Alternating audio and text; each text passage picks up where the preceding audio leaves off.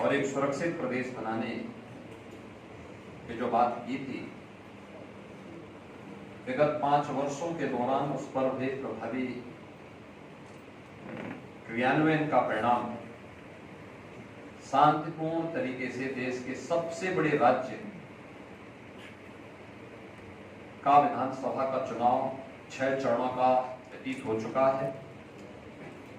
7वें चरण के प्रचार का कार्य अब कुछ ही देर में समाप्त होने वाला है और परसों 7 मार्च को 7वें चरण का मतदान भी होगा। आप देखेंगे, अगर इसकी तुलना 2017, 2014, 2012 या 2007 की विधानसभा चुनाव या 2009 के लोकसभा चुनाव से अगर आप करेंगे तो उस दौरान जो व्यापक हिंसा होती थी, अराजकता का तांडव देखने को मिलता था, उससे इतर शांतिपूर्ण तरीके से चुनाव प्रक्रिया को आगे बढ़ाने में भारत निर्वाचन आयोग को भी कानून की राज का ये लाभ प्राप्त हुआ, जिसके कारण 6 चरणों का चुनाव शांतिपूर्ण तरीके से संपन्न हुआ है और 7वें चरण का प्रचार का कार्य भी शांतिपूर्ण तरीके से संपन्न हो चुका है। परसों 7वें चरण का मतदान भी होगा। उत्तर प्रदेश जैसे राज्य में शांतिपूर्ण तरीके से चुनाव हो, ये अपने आप में कौतूहल और आश्चर्य का विषय हो सकता है बहुत सारे लोगों के लिए, लेकिन भारतीय जनता पार्टी की डबल इंजन सरकार ने इसे वास्तविक हकीकत में बदलने का काम भी किया है। 5 वर्ष की डबल इंजन सरकार की उपलब्धियों में से ये भी एक आता है। मित्रों, पूरे प्रचार के दौरान प्रदेश के अंदर सभी 75 जनपदों में हमें जाने का अवसर प्राप्त हुआ और पिछले 2 महीनों के दौरान मैं इस बात को कह सकता हूं कि Bharatiya Janata party double engine सरकार ने जो कहा सो करके दिखाया था और जनमानस में जो ये अपार विश्वास है, सबका साथ, सबका विकास, सबका विश्वास और सबके प्रयास का, वह विधानसभा चुनाव प्रचार के दौरान भी प्रतिफलित होता हुआ दिखाई दिया।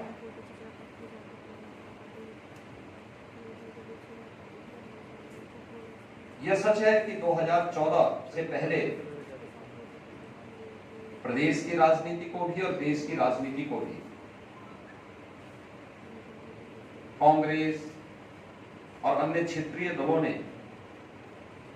जाति, मत, मजहब, क्षेत्र, भाषा और तमाम अन्य बातों के आधार पर विभाजित कर दिया था और इस उधेड़-बुन में मूल बिंदुओं पर ध्यान नहीं जा पाता था। पहली बार देखने को मिला है जब 2014 में प्रधानमंत्री मोदी जी के नेतृत्व में इलेक्शन लड़े गए और भारत के सामान्य निर्वाचन के लिए उस समय इलेक्शन के एजेंडे को जो धार उन्होंने दी थी, लोकसभा चुनाव के पहले प्रधानमंत्री जी ने नारा दिया था सबका साथ और सबके विकास का। लोगों को लगता था कि ये वास्तव में क्या है, लेकिन जब 2014 में सरकार बनी और सरकार ने अपने बिंदुओं को फोकस किया देश की आंतरिक और बाह्य सुरक्षा को लेकर, देश की आस्था के सम्मान को लेकर, देश की इंफ्रास्ट्रक्चर डेवलपमेंट को लेकर के और गरीब कल्याणकारी योजनाओं का लाभ बिना भेदभाव के प्रत्येक नागरिक तक पहुंचाने का।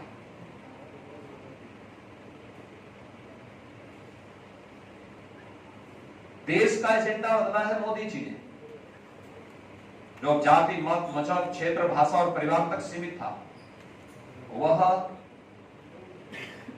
प्रधानमंत्री मोदी जी ने गांव, गरीब, किसान, नौजवान, महिलाएं और समाज के उन सभी उपेक्षित, दबे कुचले तबकों तक पहुंचाने का काम किया जो आजादी के बाद शासन की योजनाओं से वंचित थे, जो विकास की प्रक्रिया में पिछड़ गए थे और जिन्हें सरकार के सहयोग और सहारे की आवश्यकता थी, उन सबको ये संबल देने का काम प्रधानमंत्री मोदी जी के नेतृत्व में हुआ। आज उसका परिणाम भी देखने को मिला। ये सच है, 2014 से 2017 के बीच, मार्च 17 के बीच प्रधानमंत्री मोदी जी के द्वारा प्रारंभ किए गए गरीब कल्याणकारी योजनाओं का और इंफ्रास्ट्रक्चर डेवलपमेंट के कार्यों को प्रदेश की तत्कालीन समाजवादी पार्टी की सरकार लागू करने में विफल रही, पूरी तरह विफल नहीं।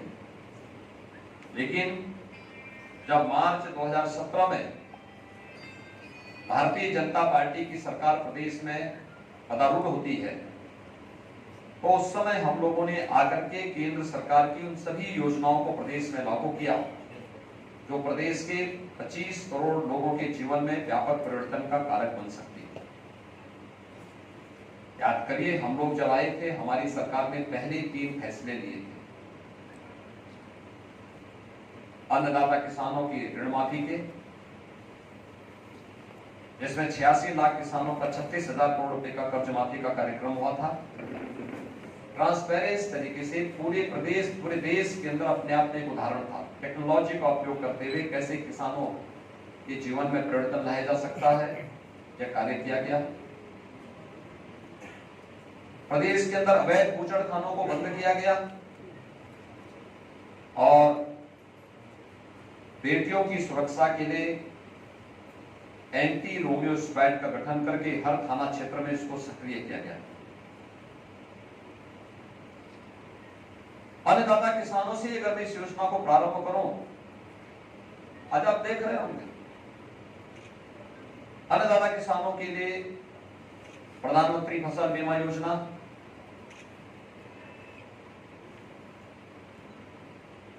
एमएसपी की घोषणा 1967 में हुई, लेकिन वास्तविक रूप से अन्नदाता किसानों को उनकी उपज का 1.5 गुना दाम मिल जाए, यह प्रधानमंत्री मोदी जी ने 2017-18 में लागू किया। उत्तर प्रदेश में प्रोक्योरमेंट की पॉलिसी भारतीय जनता पार्टी की डबल सरकार ने किया है। किसान की उपज को खरीदने के लिए कोई बिचौलिया नहीं होगा, कोई आड़ती नहीं होगा, किसान को उसकी उपज का दाम सीधे मिले, यह भी भारतीय जनता पार्टी की डबल सरकार ने किया। किसान को अपनी फसल को और कई फसल अपने खेत में उगा सके, इसके लिए प्रधानमंत्री कृषि सिंचाई योजना का उपयोग किया गया। दशकों से लंबित बाण सागर परियोजना, अर्जुन सहायक परियोजना, सरयू नहर राष्ट्रीय परियोजना जैसी 1.5 दर्जन से अधिक परियोजनाओं को पूरा किया गया। 22 लाख हेक्टेयर से अधिक भूमि को सिंचाई की सुविधा प्रदेश के अंदर उपलब्ध करवाने का कार्य इस दौरान डबल इंजन सरकार ने किया। अन्नदाता किसानों को शासन की योजनाओं का भरपूर लाभ देते हुए उनके जीवन में परिवर्तन लाने का काम भारतीय जनता पार्टी की सरकार ने लिया और वर्तमान में 2,54,00,000 से अधिक किसान उत्तर प्रदेश के अंदर ऐसे हैं जो प्रधानमंत्री किसान सम्मान निधि का लाभ प्राप्त 6,000 रुपए सालाना प्राप्त कर रहे हैं। मित्रों, गन्ना किसानों का 1,62,600 करोड़ रुपए से अधिक का गन्ना मूल्य का भुगतान मात्र 5 वर्ष के अंदर भारतीय जनता पार्टी की डबल इंजन सरकार ने किया है। अगर इस पूरी राशि को आप 2004 से लेके 2003 से लेके 2017 के बीच सपा की सरकार के कार्यकाल को देखेंगे, कितना गन्ना मूल्य का भुगतान इन पूरे 3 कार्यकाल में भी ये लोग नहीं कर पाएंगे। कोरोना कालखंड में भी कोई चीनी मिल बंद नहीं हुई, सभी चीनी मिलें अपना काम करती रही, चलती रही, और जब तक गन्ना किसान के खेत में गन्ना है तब तक चीनी मिलें चलेंगी। उस संकल्प को सरकार ने लागू भी किया। मित्रों, अन्नदाता किसान वह किसान भी है, पशुपालक भी है। अवैध बूचड़खाने उनके सामने चुनौती थी। हमने आने के तत्काल बाद 2017 में अवैध बूचड़खाने बंद किए। हम ये भी जानते थे कि इसके कुछ साइड इफेक्ट होंगे और इसीलिए हम लोगों ने 2018-19 से हर जनपद में पर्याप्त मात्रा में गो आश्रय स्थल खोलने प्रारंभ कर दिए थे। 9 लाख गौवंश वर्तमान में गो आश्रय स्थल में है। 3 प्रकार की योजनाएं हमारी इस संबंध में चल रही हैं। एक, सरकार के संरक्षण में बेसहारा गौवंश के संरक्षण की योजना। दूसरी, सहरका सहायता योजना के अंतर्गत जो किसान बेसहारा गौवंश को अपने यहां ले जाकर के पालेगा, उसका पालन करेगा, पर गौवंश उसे 900 रुपए की राशि सरकार देती है। 4 गौवंश एक किसान, एक पशुपालक को देने की हम छूट देते और उसको अनुमन्य करते हैं। और तीसरी योजना कुपोषित परिवारों के लिए, जिसमें बेसहारा गौवंश को जो गौआश्रय स्थल से उन्हें उपलब्ध करवाने का कार्य किया जाता है और उसमें 900 रुपये हर गौवंश का उस परिवार को दिया जाता है। ब्याई हुई गाय देती है उस परिवार को।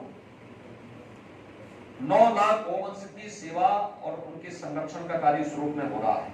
लेकिन आने वाले समय में यह कार्यक्रम और भी तीव्र गति से आगे बढ़े, यह एक योजना है और इसको लेकर के ऊर्जा के साथ उसे जोड़ना, ऊर्जा के साथ साथ प्राकृतिक खेती के लिए यूनियन बजट में पहली बार प्रावधान हुआ है, तो प्राकृतिक खेती को इसके साथ जोड़ने की कार्रवाई भी आगे बढ़ेगी। और इसलिए अन्नदाता किसानों के लिए डबल इंजन की भारतीय जनता पार्टी सरकार किस रूप में कार्य कर रही है, ये आप सबके सामने है। और अन्नदाता किसानों का पूरे इलेक्शन कैंपेन के दौरान जो भारतीय जनता पार्टी को समर्थन मिला, वह भी इस रूप में देखने को मिला। एंटी रोमियो स्क्वाड का गठन से लेकर के मिशन शक्ति के 3rd फेज के कार्यक्रम तक हमने फर्स्ट फेज से ही देखना शुरू किया कि प्रदेश की माताएं, बहनें, बेटियां, वह हो सकता है कि परिवार में पुरुष कोई मत रखता हो, लेकिन उससे इतर उन्होंने भारतीय जनता पार्टी की सरकार को अपना समर्थन दिया। वे जाति, मत, मजहब, परिवार से ऊपर उठ करके भारतीय जनता पार्टी के पक्ष में उनका रुझान देखने को मिला और उन्होंने बड़ी मजबूती के साथ भारतीय जनता पार्टी के पक्ष में अपना समर्थन, अपना सहयोग और अपना आशीर्वाद दिया। बड़े पैमाने पर पूरे प्रदेश के अंदर हम लोगों ने देखा। इसके पीछे केंद्र और प्रदेश सरकार की सभी योजनाएं हैं, जिसमें चाहे वो स्वच्छ भारत मिशन के अंदर, स्वच्छ भारत मिशन ये केवल शौचालय बनाने का कार्यक्रम नहीं था, ये नारी गरिमा और सुरक्षा का प्रतीक भी बना। प्रदेश के अंदर बेटी बचाओ बेटी पढ़ाओ का कार्यक्रम हो, जननी सुरक्षा का हो, मातृवंदना का कार्यक्रम हो, या प्रदेश शासन के द्वारा मुख्यमंत्री कन्या सुमंगला योजना या मुख्यमंत्री सामूहिक विवाह की योजना, ये सभी योजनाएं ऐसी थी जिन योजनाओं को हाथों हाथ माताओं बहनों ने दिया और उन योजनाओं के साथ जुड़ करके उन्हें लगा कि वास्तव में पहली बार ऐसी सरकार आ रही है, चाहे वह प्रत्येक घर में बिना भेदभाव के शौचालय उपलब्ध करवाने का कार्य कर रही है या धुएं से मुक्ति के लिए प्रधानमंत्री उज्ज्वला योजना में उन सभी परिवारों को रसोई गैस की सिलेंडर उपलब्ध करवाने का कार्य करा रही है। आप सोचिए, कार्बन जनित बीमारियों से कितनी माताओं को बचाने का काम इसके माध्यम से प्रधानमंत्री मोदी जी ने किया।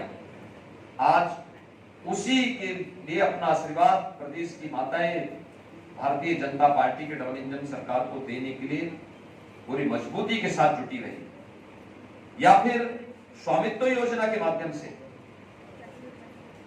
23 से 25 लाख परिवारों को गांव-गांव में, जिस गांव में जहां पे उनकी जमीन थी, उस जमीन का मालिकाना अधिकार देने का कार्य ये प्रधानमंत्री मोदी जी के नेतृत्व में। महिला स्वयंसेवी समूह के माध्यम से उन्हें आर्थिक रूप से स्वावलंबन की ओर अग्रसर करने का कार्यक्रम 1 करोड़ माताएं और बहनें इसके साथ जुड़ी हुई। कितने बड़े कार्यक्रम के साथ ये अभियान चला और पश्चिमी उत्तर प्रदेश से लेकर के पूरब तक आप कहीं भी जाएंगे, हर बेटी, हर बहन, हर माता अपने आप को आज सुरक्षित महसूस करती है। और उन्होंने मुक्त कंठ से इस बात को कहा कि हम उत्तर प्रदेश में है, उत्तर प्रदेश सुरक्षित है और हम कहीं भी आ जा सकते हैं, किसी से भी आ जा सकते हैं, हमें कोई भय नहीं। एक भय मुक्त वातावरण और दंगा मुक्त सरकार देने वाली भारतीय जनता पार्टी को ही हम समर्थन देंगे। यह पूरा घोष माताओं बहनों की तरफ से भी प्रदेश के अंदर देखने सुनने को मिला गया। इस पूरे चुनाव कैंपेन के दौरान बहुत सारी चीजें देखने को मिली। खासतौर पर उत्तर प्रदेश के अंदर प्रधानमंत्री आवास योजना और मुख्यमंत्री आवास योजना का लाभ कैसे गरीबों को मिला, कैसे परिवारों को आर्थिक स्वावलंबन की ओर उसने अग्रसर किया। 43,50,000 से अधिक गरीबों को प्रदेश के अंदर प्रधानमंत्री आवास योजना और मुख्यमंत्री आवास योजना से लाभान्वित किया गया। जबकि पिछली समाजवादी पार्टी सरकार में मात्र 18,000 लोगों के लिए मकान सैंक्शन हुए थे, मिला किसी को नहीं था। कागजों में, फाइल में सैंक्शन जरूर हुई। 5 साल में 18,000 समाजवादी पार्टी की सरकार में और भारतीय जनता पार्टी की डबल इंजन सरकार में 43,50,000 से अधिक गरीबों को मिला। यानी 43,50,000 वह गरीब आर्थिक शासन की योजनाओं से जुड़ के केवल आवास नहीं बना, आवास बनने के साथ ही विद्युत का कनेक्शन सौभाग्य योजना में फ्री में मिलता है। 1 करोड़ 43 लाख ऐसे परिवारों को विद्युत के कनेक्शन दिए गए जिन्होंने आजादी के बाद कभी बिजली के दर्शन नहीं किए थे। उन परिवारों में इसके लिए 1,21,000 मजदूरों तक विद्युतीकरण का काम करना पड़ा था। 2 करोड़ 61 लाख गरीबों को एक शौचालय उपलब्ध करवाने का काम भी हुआ। 1 करोड़ 25 लाख से अधिक परिवारों को राशन कार्ड उपलब्ध करवाने के कार्य हुए थे। यानी ये जो कार्य प्रारंभ हुए, इनको बनाया गया, इनको एक तक डबल इंजन की सरकार ने कार्य किया। आज उसका परिणाम भी गरीब कल्याणकारी योजनाओं के माध्यम से हर घर बिजली, हर घर नल, हर घर शौचालय, हर घर राशन कार्ड, इन सभी योजनाओं के माध्यम से भी देखने को मिल रहा। गरीब कल्याणकारी योजनाओं हो या फिर इंफ्रास्ट्रक्चर डेवलपमेंट के कार्य। मित्रों, ये वही प्रदेश है जिसमें 70 वर्षों में केवल 1.5 एक्सप्रेसवे बन पाया। आज इसी प्रदेश में, इसी उत्तर प्रदेश में 7 नए एक्सप्रेसवे या तो बन चुके हैं या बन रहे हैं। पूर्वांचल एक्सप्रेसवे आदरणीय प्रधानमंत्री जी के कर कमलों से राष्ट्र को समर्पित हो चुका है। बुंदेलखंड एक्सप्रेसवे अपने निर्माण की प्रक्रिया के अंतिम चरण में है। गोरखपुर लिंक एक्सप्रेसवे युद्ध स्तर पर कार्य चल रहा है। दिल्ली मेरठ एक्सप्रेसवे राष्ट्र को समर्पित हो चुका है। गंगा एक्सप्रेसवे पे कार्य युद्ध स्तर पर आगे बढ़ रहा है। बलिया लिंक एक्सप्रेसवे जमीन अधिग्रहण की कार्रवाई चल रही है। कानपुर लखनऊ ग्रीनफील्ड एक्सप्रेसवे, इस पर भी कार्य आगे बढ़ रहा है। गोरखपुर सिलीगुड़ी एक्सप्रेसवे और वाराणसी कोलकाता एक्सप्रेसवे, इस पर भी भारत सरकार के स्तर पर, युद्ध स्तर पर कार्य चल रहा है। इंटर स्टेट कनेक्टिविटी, याद करिए 2017 तक ये वही उत्तर प्रदेश था जिसके बारे में लोग 2-3 पहचान के रूप में कहते थे। एक, जहां दंगा हो, अराजकता हो, अव्यवस्था हो, गुंडागिर्दी हो। दूसरा, किसी भी जगह से आप आए, किसी देश से, किसी राज्य से उत्तर प्रदेश में प्रवेश करें तो जहां से सड़कें टूटी हुई हो, जहां से सायकाल होती है, अंधेरा हो जाए, वो उत्तर प्रदेश की सीमा माननी चाहिए। आज उत्तर प्रदेश दंगा मुक्त है, अराजकता मुक्त है, गुंडागिर्दी से मुक्त है। इंटर स्टेट कनेक्टिविटी को 4 लेन की कनेक्टिविटी से जोड़ा जा चुका है। उत्तर प्रदेश के किसी भी गांव में, लगभग 1 लाख गांव उत्तर प्रदेश के अंदर हैं, इन सभी 1 लाख गांवों तक विद्युत अनवरत, यानी सबको बिजली, पर्याप्त बिजली के लक्ष्य को प्राप्त किया जा चुका है। ये इंफ्रास्ट्रक्चर डेवलपमेंट के लिए भारतीय जनता पार्टी की सरकार के समय जो कार्य चल रहे हैं, जिला मुख्यालयों को, तहसील मुख्यालयों को, ब्लॉक मुख्यालयों को 4 लेन 2 लेन की कनेक्टिविटी के साथ जोड़ने, हर ग्राम पंचायत को अच्छी कनेक्टिविटी के साथ जोड़ने की कार्रवाई युद्ध स्तर पर चल रही है। मेडिकल क्षेत्र में, स्वास्थ्य क्षेत्र में कितना बड़ा इंफ्रास्ट्रक्चर हुआ। 1947 से 2017 तक 70 वर्षों में मात्र 12 मेडिकल कॉलेज बने थे और 5 वर्ष में भारतीय जनता पार्टी की डबल सरकार ने 2 एम्स और 33 नए मेडिकल कॉलेज उत्तर प्रदेश की जनता को दिए और आज उत्तर प्रदेश एक जनपद एक मेडिकल कॉलेज बनाने की ओर अग्रसर हुआ है। आप देखेंगे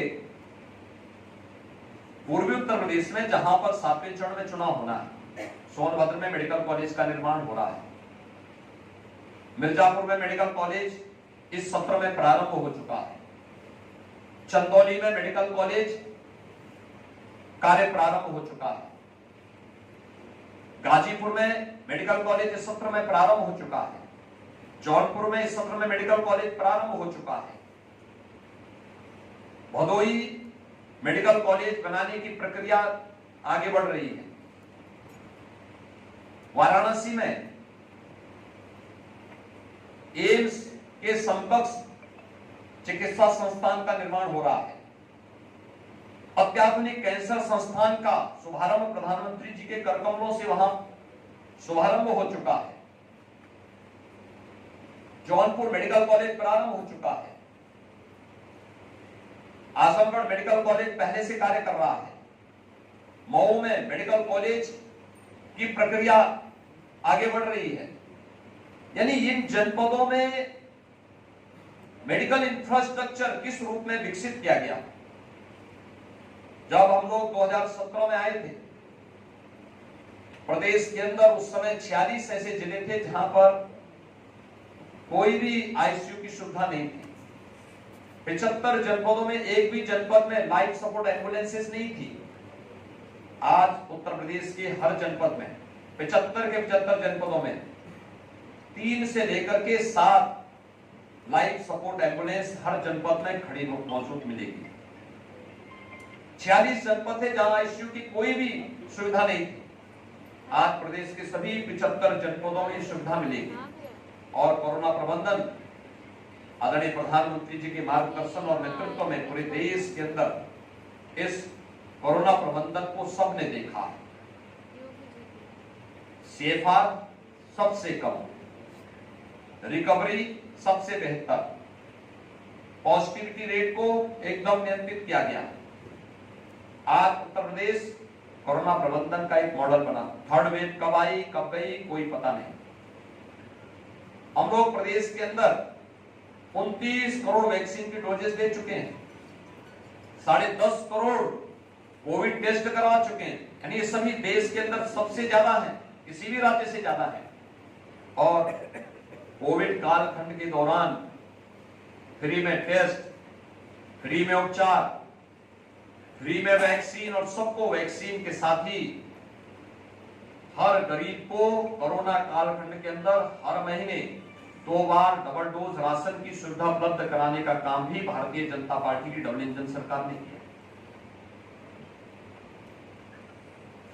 किसी भी महामारी का अब तक का इतिहास रहा है। आप 1000 वर्षों के महामारी के इतिहास को उठा करके देखेंगे, बीमारी से जितनी मौतें नहीं होती थी उससे कई गुना मौतें होती थी भूखमरी से। आज मैं कह सकता हूं कि हमारे उत्तर प्रदेश में भूख से कोई मौत नहीं। ये वही उत्तर प्रदेश है जहां 2016 में और जनवरी 17 में भूख से मौत के कई प्रकरण सामने आए थे। आज सबको राशन और प्रत्येक को राशन कार्ड हर एक उस परिवार को उपलब्ध कराया गया है।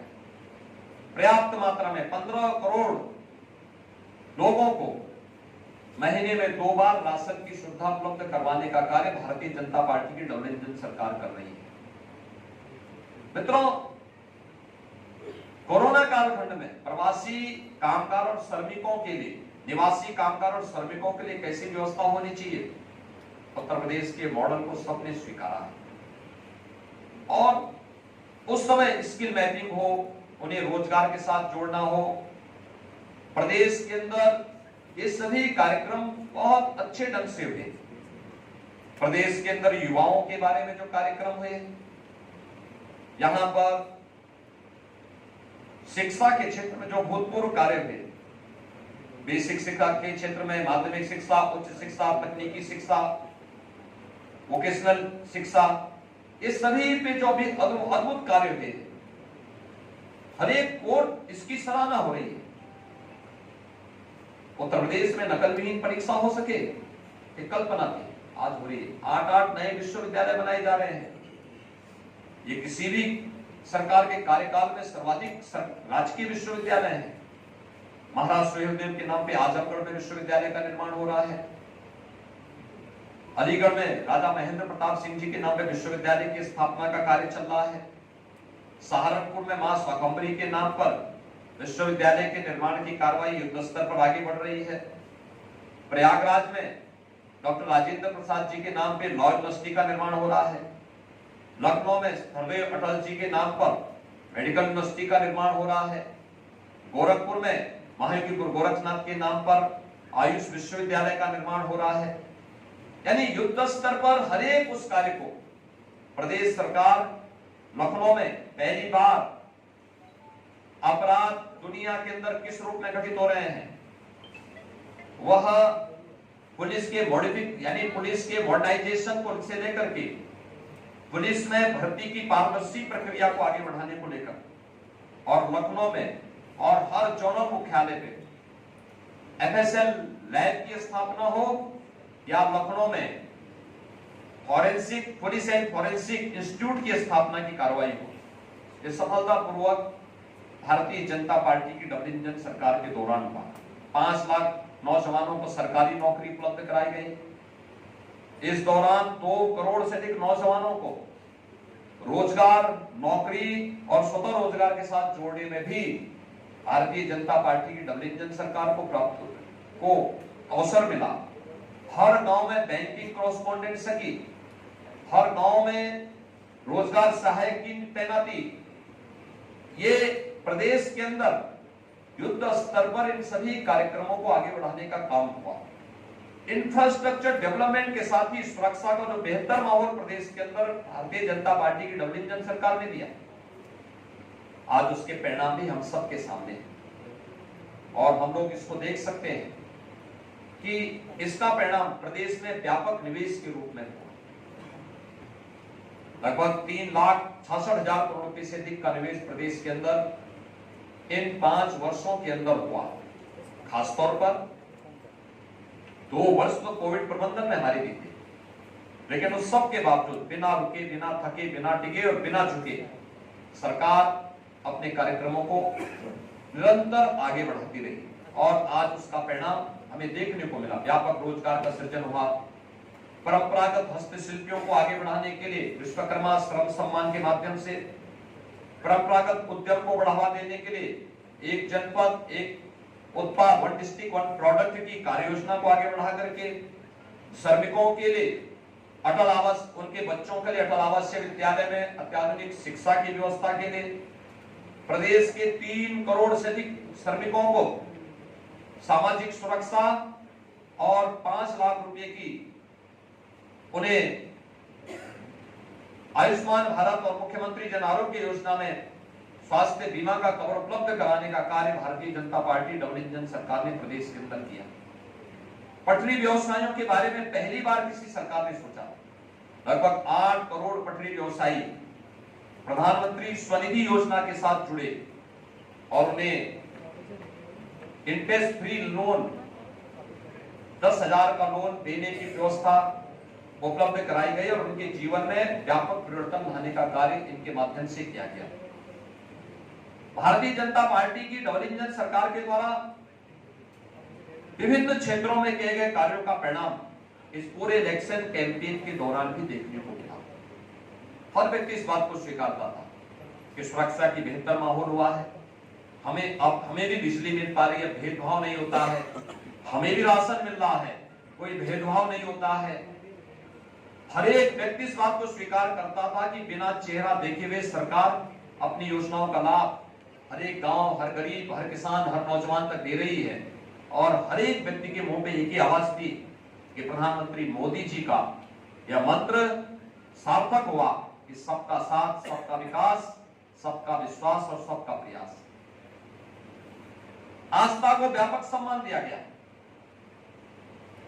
अयोध्या में दीपोत्सव का आयोजन हो या अयोध्या में राम जन्मभूमि और भगवान राम के भव्य मंदिर के निर्माण का कार्य, काशी में देव दीपावली हो या फिर काशी विश्वनाथ धाम का भव्य स्वरूप, प्रयागराज में भव्य और दिव्य कुंभ हो या फिर प्रयागराज की कायाकल्प, मथुरा, वृंदावन, बरसाना को तीर्थ स्थल के रूप में स्थापित करके तीर्थ विकास परिषद के माध्यम से उनके चतुर्दिक विकास का हो, या फिर संत रविदास जी के शीर गोवर्धन के सुंदरीकरण का कार्य, महर्षि वाल्मीकि के लालापुर के सुंदरीकरण का कार्य, या फिर श्रृंगवेरपुर में निषाद राज के किले के सुंदरीकरण और उसको भव्य स्मारक के रूप में देकर के भगवान राम और निषाद राज के मिलन का एक भव्य प्रतिमा वहां स्थापित करने की कार्रवाई, ये सभी कार्य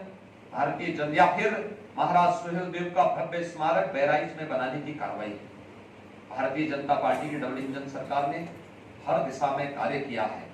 और आज उसका परिणाम भी हम सबको इस पूरे चुनाव इलेक्शन कैंपेन में देखने को मिला। जातिवाद की दीवारें टूटी, परंपरागत वंशवाद और परिवारवाद की राजनीति वाले पूरी तरह विफल हुए हैं। प्रदेश में राष्ट्रवाद, विकास और सुशासन के मुद्दे पर, सुरक्षा के मुद्दे पर प्रदेश की जनता जनार्दन ने 6 चरणों में भारतीय जनता पार्टी के पक्ष में मजबूती के साथ खड़े होकर के अपना समर्थन और अपना आशीर्वाद दिया है। 7वें चरण में भी यही ट्रेंड बनेगा, कोई संदेह नहीं होगा, क्योंकि ये जो ट्रेंड फर्स्ट यानी पहले चरण से प्रारंभ हुआ, ये लगातार आगे चल रहा है। और मैं विश्वास के साथ इस बात को कह सकता हूं कि जब इस 7 चरणों के चुनाव संपन्न होंगे, 10 मार्च को परिणाम आएगा, आप एक बार फिर देखेंगे 80% सीटें भारतीय जनता पार्टी अपने सहयोगियों के साथ विजयी बना करके प्रचंड बहुमत की सरकार प्रदेश के अंदर बनाएगी और 20% में विपक्ष आपस में बंटवारा करेगा। विपक्ष के पास कोई मुद्दा इस चुनाव में नहीं था। वे लोग महापुरुषों का अपमान करते थे। जब हम राष्ट्र नायक लौह पुरुष सरदार वल्लभ भाई पटेल का सम्मान दिवस मना रहे थे राष्ट्रीय एकता दिवस के रूप में, तो विपक्ष जिन्ना का गुणगान कर रहा था। जब हम लोग अपने युवाओं को टैबलेट स्मार्टफोन दे रहे थे, 1 करोड़ युवाओं को टैबलेट स्मार्टफोन दे रहे थे, तब विपक्ष पाकिस्तान का गुणगान गा रहा था। इसलिए मित्रों, जनता जान चुकी है कि विपक्ष की संवेदना विकास के लिए नहीं, अन्नदाता किसान के प्रति नहीं, अपने ऊर्जावान नौजवानों के प्रति नहीं, माताओं और बहनों और बेटियों की सुरक्षा के लिए नहीं, प्रदेश के समग्र विकास के लिए नहीं, उनकी संवेदना पेशेवर माफिया और अपराधियों के लिए है। उनकी संवेदना आतंकवादियों के प्रति है और उन्होंने समय समय पर यह भी करके दिखाया है। लेकिन अब जनता उनको कभी मौका नहीं देगी, उत्तर प्रदेश की जनता कभी मौका नहीं देने वाली है। यह संकल्प आगे बढ़ रहा है और हम विश्वास के साथ कह सकते हैं कि इन 2 महीनों के इस पूरे इलेक्शन कैंपेन में उत्साह और इस समर्थन या आशीर्वाद हम लोगों को हर एक विधानसभा क्षेत्र में, हर एक जनपद में और प्रदेश के चारों ओर देखने को मिला है। चाहे वह पश्चिमी उत्तर प्रदेश रहा हो, मध्य का रहा हो, बुंदेलखंड हो, अवध हो, पूर्वांचल हो, हर एक जगह यह व्यापक समर्थन और सहयोग हमें प्राप्त हुआ है। बिंदु क्षेत्र में या बुंदेलखंड क्षेत्र में हर घर नल योजना वहां पर साकार हुई है। जो लोग सूखे की मार झेलते थे, आज उनके खेतों को पानी मिल रहा है, उनको घर में विशुद्ध पानी मिल रहा है, पेयजल के लिए उन्हें जल उपलब्ध है, ये सभी कार्रवाई हो रही है। और मैं विश्वास के साथ कह सकता हूं कि भारतीय जनता पार्टी प्रधानमंत्री मोदी जी के नेतृत्व और उनके मार्गदर्शन में 10 मार्च को फिर से डबल इंजन की सरकार प्रदेश में पदारूढ़ होगी और प्रचंड बहुमत के साथ भारतीय जनता पार्टी सरकार बनाने में सफल होगी। मुझे यही आप सबसे कहना था पूरे चुनाव कैंपेन के बारे में। लेकिन तो सबसे बड़ी बात है कि 6 चरणों के चुनाव शांतिपूर्ण तरीके से हुए हैं। ये प्रदेश सरकार के द्वारा बनाई गई कानून का राज, उसका एक उदाहरण है। आप सबका एक बार फिर से धन्यवाद, अभिनंदन, बहुत बहुत धन्यवाद।